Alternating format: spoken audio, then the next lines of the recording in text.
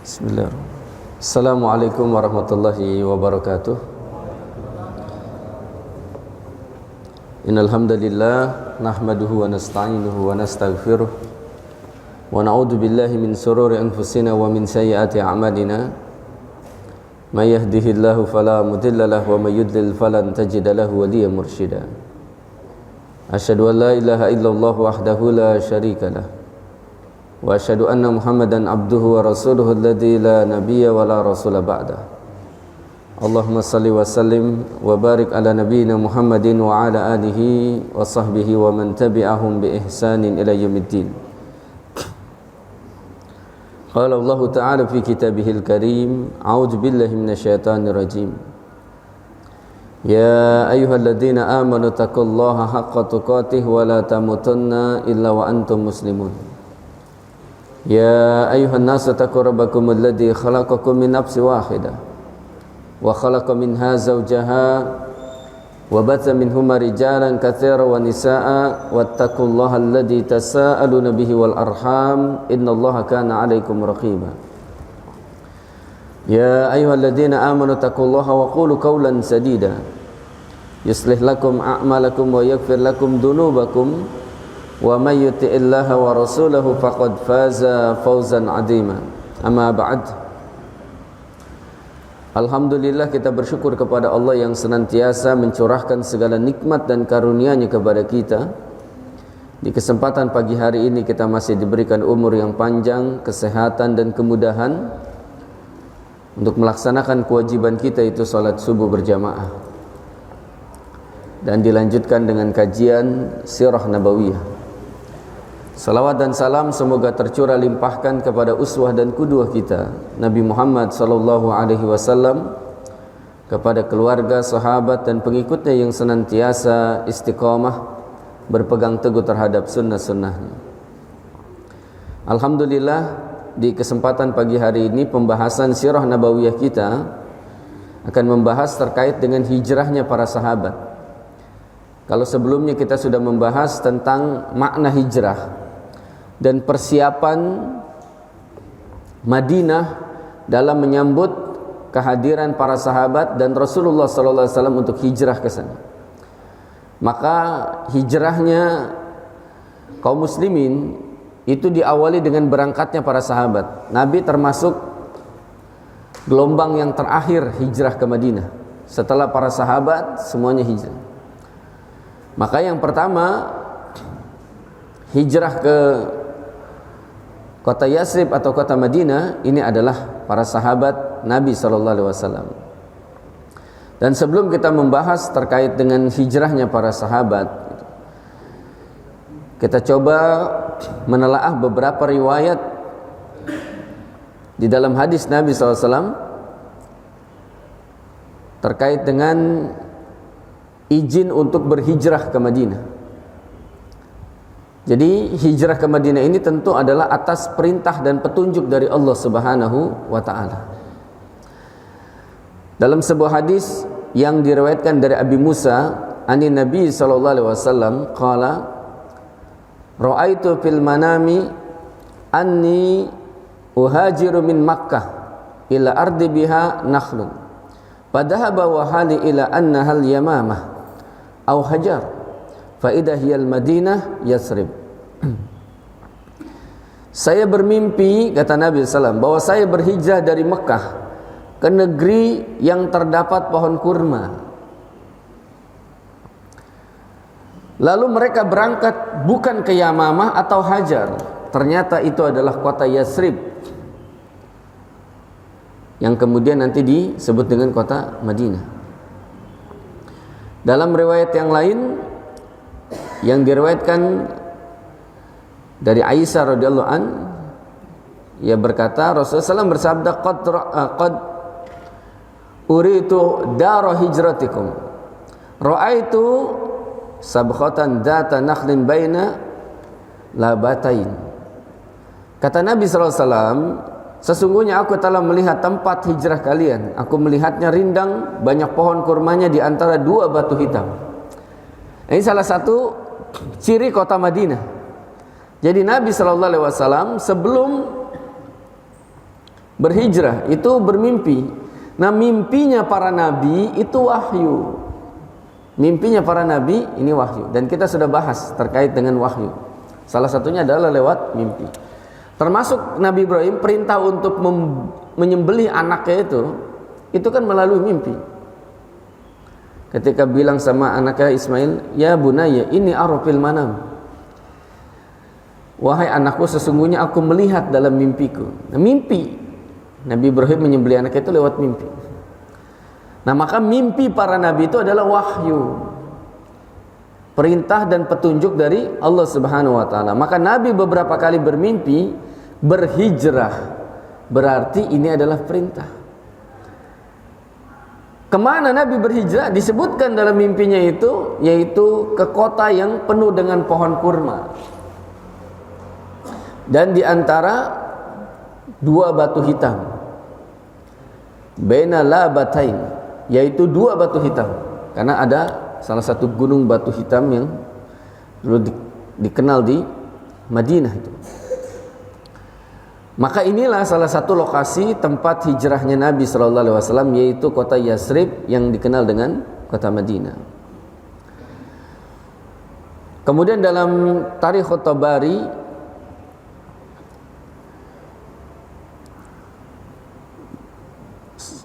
Rasulullah SAW bersabda itu,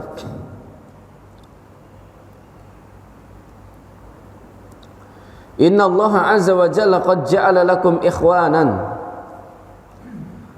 wa daran ta'manuna fiha." Sesungguhnya Allah telah menjadikan untuk kalian saudara-saudara dan tempat tinggal yang kamu dapat keamanan di sana.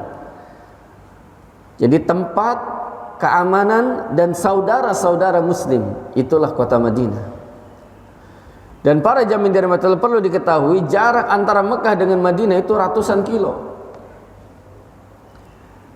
Dan bukan tempat yang dekat. Berbeda dengan Mekah dengan Taif, dan kita sudah bahas ketika Nabi pergi ke Taif, jaraknya tidak terlalu jauh. Tapi kalau ke Madinah, jaraknya ratusan kilometer dan ditempuh dengan perjalanan sekitar 7-8 hari. Perjalanan yang sangat panjang. Nah, kalau kita lihat di dalam peta satelit seperti ini kondisi Mekah dengan Madinah. Jadi melewati bukit bebatuan yang sangat terjal dan jaraknya yang sangat jauh. Jadi kalau sudah ke arah Madinah, dan ini adalah daerah yang sering dilewati oleh penduduk Mekah ketika mereka melakukan perjalanan ke negeri Syam. Jadi kota Madinah itu bukan kota asing bagi penduduk Mekah. Kenapa? Karena setiap kali mereka pergi ke negeri Syam, pasti melewati kota Madinah. Jadi Mekah ke Madinah, lalu kemudian daerah Tabuk sampai dengan ke Suriah dan Palestina. Itu negeri Syam. Jadi ini bukan kota yang asing, Yasrib itu pada saat itu. Mereka sudah singgah di kota tersebut setiap kali melakukan perjalanan. Dan memang kota Madinah itu adalah kota yang paling nyaman untuk disinggahin, karena banyaknya perkebunan kurma. Kalau tadi disebutkan banyaknya pohon kurma, makanya kurma terbaik itu adalah kurma dari Madinah, kurma ajwa, kurma Nabi, yang harganya lebih mahal dibandingkan dengan kurma yang lain. Jadi kota Madinah bukan kota yang asing bagi masyarakat Mekah. Kota Yasrib adalah kota yang memang sering disinggahi oleh kaum muslimin oleh masyarakat Mekah ketika mereka melaksanakan atau melakukan perdagangan ke negeri Syam. Dan kota Madinah atau kota Yasrib ini juga bukan negeri yang asing bagi Nabi. Perlu diketahui para jamaah dirahmati Allah, ibunya Nabi Muhammad SAW memiliki kekerabatan dengan salah satu suku di kota Madinah, di kota Yasrib. Yang kedua, ayah Nabi Muhammad, Abdullah, itu dikuburkan di Madinah karena wafat ketika perjalanan berdagang ke negeri Syam, dan kemudian dikuburkan di Madinah. Dan ketika Nabi SAW usianya sekitar 6 tahun, pernah diajak oleh ibunya untuk mengunjungi kerabatnya di Madinah, sekaligus berziarah ke kuburan bapaknya, ayahnya. Jadi Nabi tidak begitu asing dengan kota Yasrib. Karena Nabi pernah melakukan perjalanan meskipun pada saat itu ketika masih kecil. Gitu. Nah, ternyata kota yang dijadikan sebagai tempat hijrah Nabi adalah kota yang pernah Nabi singgahi. Gitu. Nah, setelah diizinkan untuk berhijrah, maka mulailah para sahabat setelah perjanjian Baiat Aqabah, bahkan sebagiannya ada yang sebelum perjanjian Baiat Aqabah kedua, sebagiannya sudah berangkat itu. Nah, bagaimana hijrahnya para sahabat, para jamaah dirahmati Allah? Jadi setelah Allah Subhanahu wa taala memerintahkan Nabi SAW dan kaum muslimin untuk hijrah ke negeri Yasrib atau Madinah itu, maka Nabi sendiri menunggu. Sudah ada izin berhijrah, tapi Nabi sendiri belum diizinkan. Belum ada perintah Nabi untuk pergi meninggalkan kota Mekah. Maka Nabi SAW memerintahkan para sahabat untuk hijrah terlebih dahulu. Jadi kalau dilihat ternyata hijrah yang dilakukan oleh kaum muslimin itu tidak langsung dipimpin oleh Rasulullah, tapi para sahabat bergelombang. Kenapa tidak sekaligus? Melihat situasi dan kondisi pada saat itu. Tidak semua sahabat bisa melakukan hijrah dengan mudah. Terkadang mereka harus melakukan hijrah ini dengan sembunyi-sembunyi, dan mayoritas mereka berhijrah secara sembunyi-sembunyi supaya tidak diketahui oleh orang kafir. Karena orang kafir ini sudah mencium gelagat kaum muslimin akan pergi meninggalkan kota Mekah ke Madinah, dan mereka tidak menginginkan itu. Jadi mereka berupaya agar kaum muslimin ini tidak keluar dari Mekah. Makanya kemudian banyak para sahabat yang kemudian diam-diam berangkat ke Madinah. Nah, di antara sahabat yang pertama hijrah itu adalah sahabat Abu Salamah.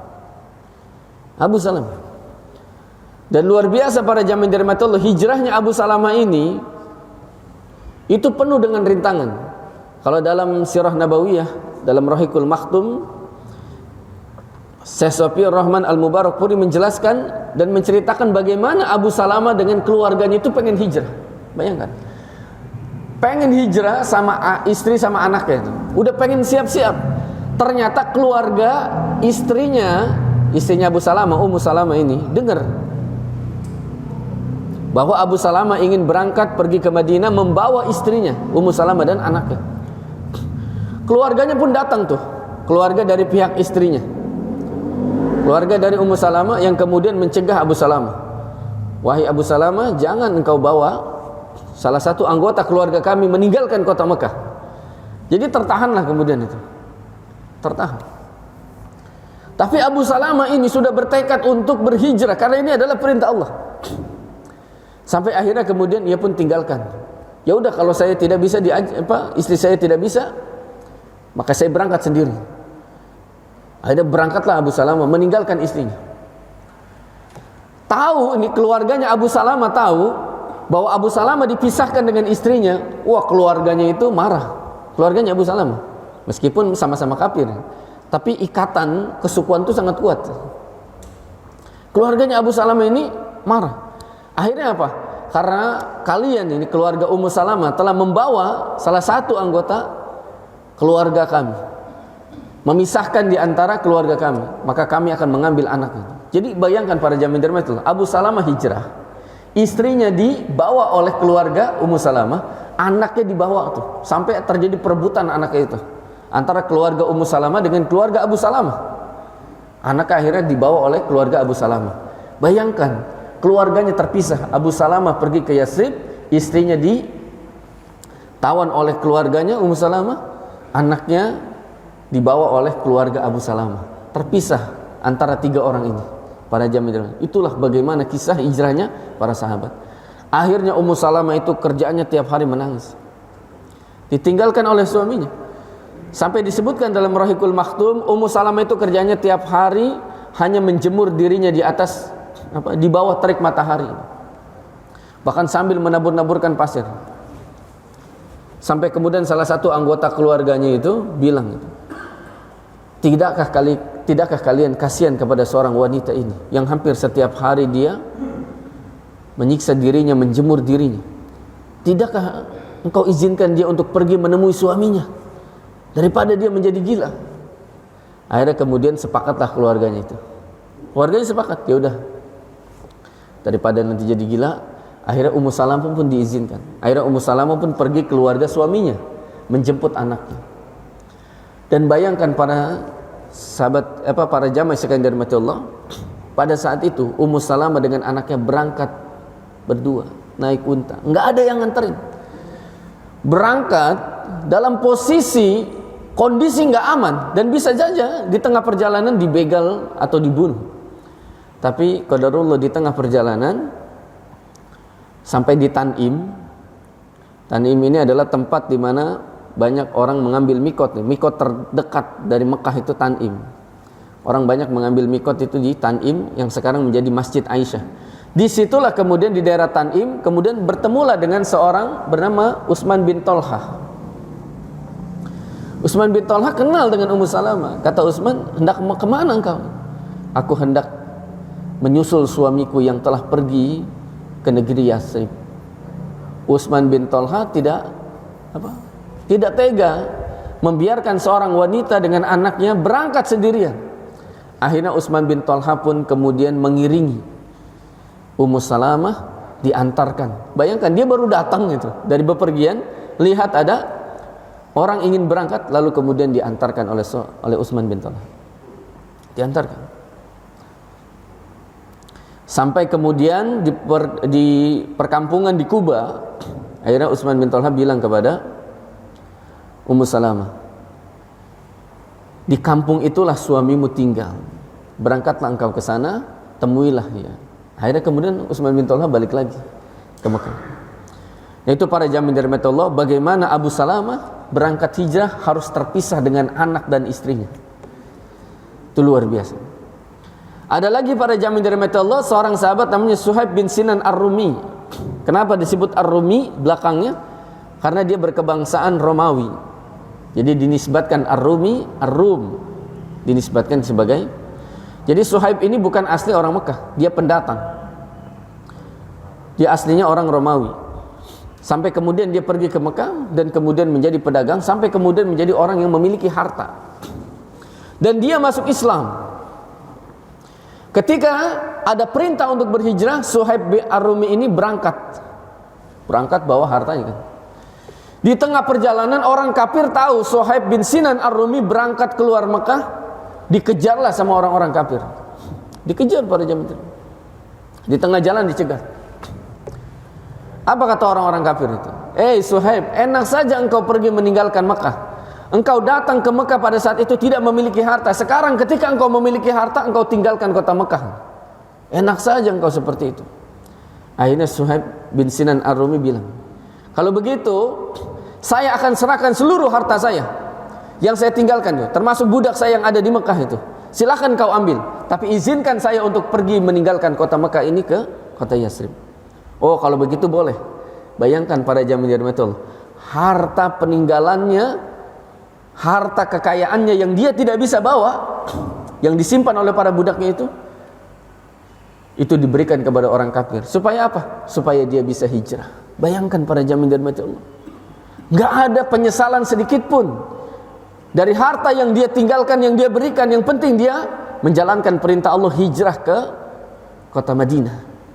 Ini luar biasa pengorbanan para sahabat. Sampai ketika sampai di Madinah gitu, Nabi sampai bilang, beruntunglah Suhaib, beruntunglah Suhaib. Nabi tahu bagaimana perjalanan Suhaib bin Sinan Ar-Rumi. Padahal Nabi tidak menyaksikan pada saat itu, tapi Nabi tahu tentang bagaimana pengorbanan Suhaib bin Sinan Ar-Rumi. Sampai Allah menurunkan salah satu ayat di dalam surat Al-Baqarah itu, ayat yang ke-207. A'udzubillahi minasyaitonirrajim. Wa minan nasi may yashri nafsahu ibtigha'a mardatillah. Wallahu raufum bil ibad.